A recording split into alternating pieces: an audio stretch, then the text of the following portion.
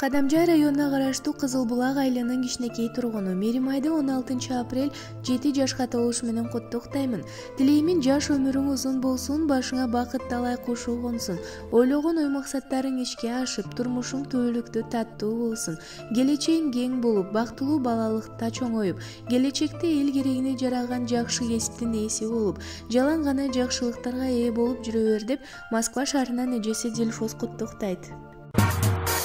Тилдүү балалык, кайгыны билбеген, бактыга жаралып, бакытты издеген, барына ыразы, жаркырап нуру жүзүндө.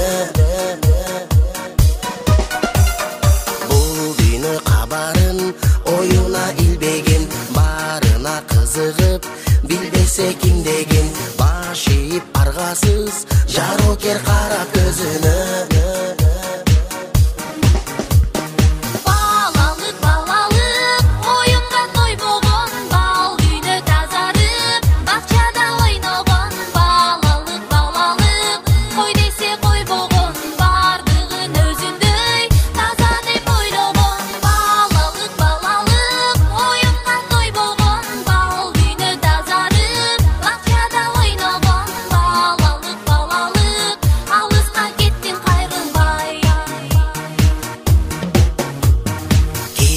Жок ичинде алдансаң алданып, кубулса айлана, кубанып таң калып, кубаныч тартуулап, жашоонун жарык шамындай.